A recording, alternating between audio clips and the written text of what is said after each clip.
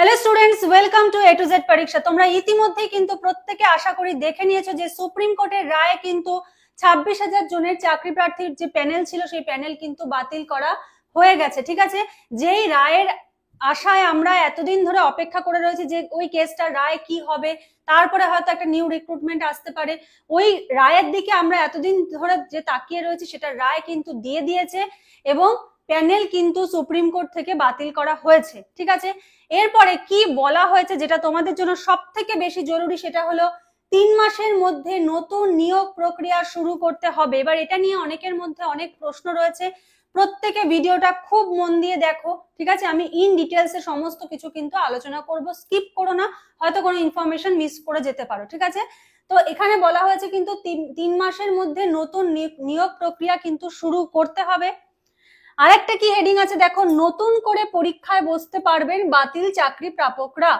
মানে যে পরীক্ষাটা হবে সেটাতে যারা বাতিল হয়ে গেছে, ধরো কেউ 2016-তে যখন সে পরীক্ষায় ওই রিক্রুটমেন্টে যখন সে চাকরি পেয়েছে, ধরো তার বয়স তখন 38 বছর, এটা 2025, তার মানে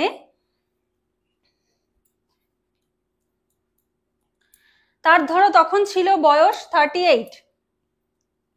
ঠিক আছে, তাহলে এখন তার বয়স নিশ্চয়ই 40+। তাহলে এসএসসির এক্সামের যে এজ ক্রাইটেরিয়াটা থাকে, ঠিক আছে, যে 40 বছর বয়স পর্যন্ত দিতে পারবে, যে এজ লিমিটটা থাকে, সেই এজ লিমিট উনি ক্রস করে গেছে।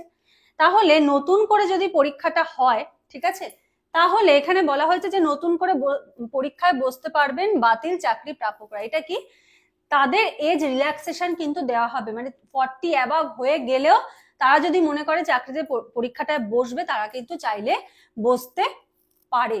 ঠিক আছে, এটা কিন্তু মানে বসতেই হবে এমন না, বসতে পারবেন বাতিল চাকরি প্রাপকরা, এইটা কিন্তু বলা হয়েছে। খুব ভালো করে এই জায়গাটা বুঝবে, এই জায়গাটা নিয়ে তোমাদের অনেকের মনে অনেক প্রশ্ন, আমি আসছি তোমাদের প্রশ্নতেও আসছি এক এক করে।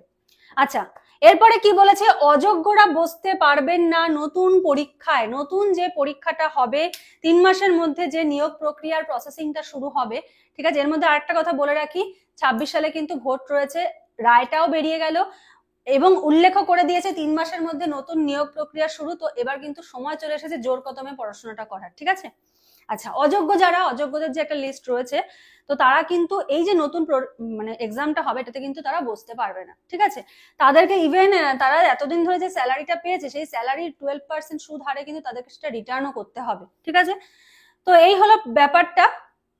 এবার তোমাদের অনেকের মনে একটা প্রশ্ন রয়েছে, অনেকেই বলছো, তোমরা মেসেজও করছো অনেকে, যে যারা শুধু এই যে 26,000, ঠিক আছে, এই 26,000-এর মধ্যে কারা রয়েছে, কিছু রয়েছে যোগ্য, তাই তো, কিছু রয়েছে অযোগ্য, যারা বাতিল, এরা আসছেই না হিসাবে, আর গ্রুপ সি গ্রুপ ডি এই সব কর্মীরাও রয়েছেন। তো এই 26,000-এর মধ্যে এদেরকে যদি বাদ দেওয়া হয়, সাপোজ আমি ধরলাম যে কিছু সংখ্যক যোগ্য রয়েছে, এবার অনেকে ভাবছো এই যারা মানে প্রার্থী রয়েছে বাকিরা, শুধু তাদের মধ্যে পরীক্ষা হবে। ঠিক আছে, এবার তোমরাই বলো, আমি তোমাদের কথাতেও আসছি, তোমরাই বলো যে যদি শুধু তাদের মধ্যে পরীক্ষাটা হয়, কাট অফটা কিভাবে ডিসাইড হবে? কারণ স্কুলগুলোতে তো প্রচুর ভ্যাকেন্সি রয়েছে, কম্পিটিশনটা কি করে হবে? লাখ লাখ ছেলে মেয়ের মধ্যে কম্পিটিশন হতে পারে, 15-20 হাজারের মধ্যে কিভাবে সিলেকশনটা হবে? কতজন কোন কাট অফের উপরে পেলে কিভাবে তাদেরকে দেওয়া হবে? ঠিক আছে, তো যেটা বলা হয়েছে যে নতুন করে এক্সাম হবে, সেই নতুন এক্সামে যারা চাকরি প্রার্থী রয়েছে তারা যদি মনে করে যে তারা বসবে, তাদেরকে এজের জন্য ছাড় দেওয়া হবে। বোঝা গেল? এবারে তোমাদের কথায় আসি, যে তোমরা বলছো শুধুমাত্র এই যে যারা রয়েছে এদেরই পরীক্ষাটা হবে, তোমরা বলছো, ঠিক আছে, মানলাম তোমাদের কথা যে শুধু এদের পরীক্ষাটা হবে। এবার তাহলে ভাবো এতদিন ধরে যে এত ছেলেমেয়েরা বসে রয়েছে এই একটা রায়ের দিকে তাকিয়ে, এই যে এসএসসির একটা রায় বেরোবে, একটা নোটিফিকেশন বেরোবে, আমরা এক্সাম দেব, তাহলে এদের যে মনের চাহিদাটা বা এদের মধ্যে যে ক্ষোভটা এতদিন ধরে রয়েছে সেটার কি হবে? সামনে তো ভোট রয়েছে, ঠিক কিনা? এবারে তো আর তোমরা আমাদের কাছে এটা এমন না যে রায় বেরোয়নি তবু ভোটের আগে নতুন করে নিয়োগ হবে একটা খবর চলে আসলো, এবারে তো সেটা নেই, এবারে তো পরিস্থিতি পুরোটাই আলাদা, কারণ রায় বেরিয়ে গেছে সুপ্রিম কোর্টের ওখান থেকে, রায় বেরোনোর পরে 3 মাসের মধ্যে নিয়োগ সমস্ত ডিক্লারেশন হয়ে গেছে। তাহলে সামনে ভোট, 2026 মানে এপ্রিল মে মাসের দিকে যদি ভোট হয়, হাতে আর একটা বছর তোমাদের সময় রয়েছে। এবার যদিও বা এদের এক্সাম হয় আলাদা করে, একটু ঠান্ডা মাথায় নিজেরা একটু চিন্তা করে দেখো যে যদি শুধু এদের এক্সাম হয়, কাট অফটা কিভাবে ডিসাইড হবে, কতগুলো ভ্যাকান্সি ফুলফিল হবে। কারণ যে অযোগ্য তারাও তো কোনো না কোনো স্কুলে ছিল, সেই পদগুলো তো খালি হয়েছে। তাহলে ভ্যাকান্সিটা মানে পূরণ হবে কি করে ভ্যাকান্সিটা পূরণ হবে, এটা একটু ঠান্ডা মাথায় চিন্তা করে দেখো।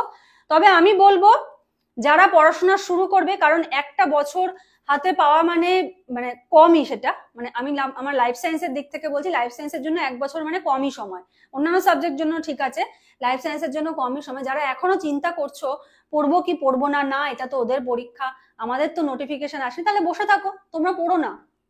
যাদের মনে হচ্ছে এরকম তারা পড়ো না, কোনো দরকার নেই, কেউ বাধ্য করেনি যে তোমরা পড়ো, কেউ জোর করেনি, পড়ো না, বসে থাকো। কিন্তু যারা পড়বে তারা কিন্তু গেইনার হবে। কেন? কারণ তারা যখন পড়বে, পড়ে তাদের সিলেবাসটা কমপ্লিট করে রাখবে, যখন নোটিফিকেশনটা আসবে অ্যাপ্লাই করে কিন্তু তারা সেরকম প্রিপারেশন নিয়ে এক্সামটা দিতে পারবে। কারণ তোমাদের যেহেতু এমসিকিউ এক্সাম হয়, ডেসক্রিপটিভ ভাবে পড়তে হবে, সেখান থেকে এমসিকিউ প্র্যাকটিস করতে হবে, অনেকগুলো প্রসেসিং এর মধ্যে দিয়ে কিন্তু যেতে হয়। ঠিক আছে? তো যারা চিন্তা করছো যে এটা কাদের জন্য বলা হলো, এটা তো ওদের জন্য, একটু ঠান্ডা মাথায় ভালো করে চিন্তা ভাবনা করে ব্যাপারগুলো অ্যানালিসিস করো। আর আমি প্রত্যেককে বলবো যারা এসএলএসটির জন্য আশা নিয়ে রয়েছো এতদিন ধরে, তারা প্রত্যেকে পড়াশোনা শুরু করে দাও। যেটার জন্য এতদিন ধরে তোমরা অপেক্ষা করেছিলে, কবে রায় আসবে, কবে রায় আসবে, এখন রায় চলে এসেছে। এখন তোমরা বলছো যে এটা তো আমাদের না, এটা তো ওদের, এখন কেন পড়বো কি পড়বো না, এত কনফিউশন থাকলে তো হবে না বলো। যেটার জন্য আমরা এতদিন অপেক্ষা করেছিলাম, কবে রায় আসবে, কবে একটা নিয়োগের নোটিফিকেশন আসবে, তো এখন যখন রায়টা চলে এসেছে এবং ডিক্লেয়ার করা হয়েছে 3 মাসের মধ্যে নিয়োগ প্রক্রিয়া শুরু করতে হবে, তাও কেন তোমরা বসে থাকবে? আর যারা মনে করছো যে না ঠিক আছে এটা আমাদের না, তারা বসে থাকো, কোনো অসুবিধা নেই, সম্পূর্ণ ব্যক্তিগত সিদ্ধান্ত তোমাদের। আচ্ছা, এবারে আসছি হলো A to Z পরীক্ষাতে কিন্তু WBSSC SLSTর এটার ক্লাস আগেও চলেছে, মাদ্রাসারও ক্লাস চলেছে।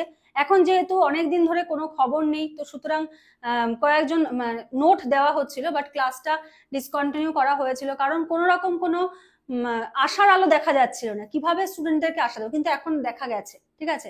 তো SLSTর ক্লাস কিন্তু স্টার্ট হচ্ছে এপ্রিলের 7 তারিখ থেকে।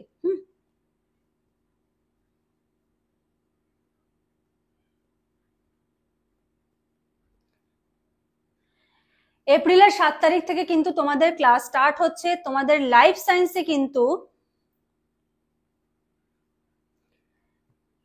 3টে সাবজেক্ট। ঠিক আছে? অন্যদের সঙ্গে নিজেদেরকে গুলিয়ে ফেলো না।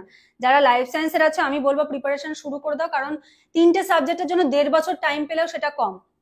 34টা চ্যাপ্টার রয়েছে তোমাদের, 34, কোনো অংশে কিচ্ছু কম দেওয়া নেই। 34টা চ্যাপ্টার কিন্তু তোমাদের পড়তে হবে। 9, 10, 11, 12 উভয়ই কিন্তু তোমরা যদি মনে করো তোমরা ক্লাস করবে, তোমরা কিন্তু ক্লাস করতে পারো। এপ্রিলের 7 তারিখ থেকে কিন্তু তোমাদের ক্লাস স্টার্ট হচ্ছে। ঠিক আছে? 34টা চ্যাপ্টার কিন্তু তোমাদের এখানে প্রিপেয়ার করতে হবে। সুতরাং এই যে একটা বছর, একদম গুনে গুনে একটা বছর, যদি 26-এর ভোটকে আমরা টার্গেট করি, গুনে গুনে একটা বছর সময় পাচ্ছ, এই সময়টাকে নষ্ট করো না। ঠিক আছে? এতদিন অনেক সময় নষ্ট হয়েছে, এই সময়টাকে নষ্ট করো না। আর SLSTর 9, 10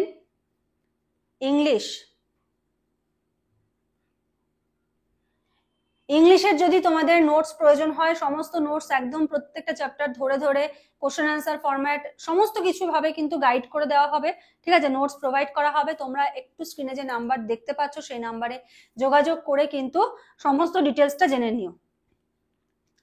আর 11, 12, ঠিক আছে, 9, 10 এবং 11, 12 দুটোই কিন্তু তোমরা এখানে পেয়ে যাবে। ঠিক আছে? তাহলে এসএসসি SLSTর লাইফ সায়েন্সের জন্য 9, 10, 11, 12 যদি প্রিপারেশন নিতে চাও, যদি গাইডেন্সের প্রয়োজন হয়, তোমরা স্ক্রিনে দেওয়া নাম্বারে যোগাযোগ করতে পারো।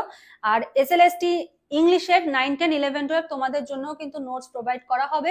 তোমাদেরও যদি প্রয়োজন হয় তোমরা স্ক্রিনে দেওয়া নাম্বারে কিন্তু যোগাযোগ করতে পারো। ঠিক আছে? আবারও আমি কিন্তু এটা আরেকবার দেখিয়ে দিচ্ছি যে 3 মাসের মধ্যে নতুন নিয়োগ প্রক্রিয়া শুরু করতে হবে, এটা কিন্তু বলা হয়েছে। আর এই জায়গাটা প্রত্যেকে একটু ভালো করে ঠান্ডা মাথায় চিন্তা ভাবনা করবে যে নতুন করে পরীক্ষায় বসতে পারবেন বাতিল করা চাকরি প্রাপকরা।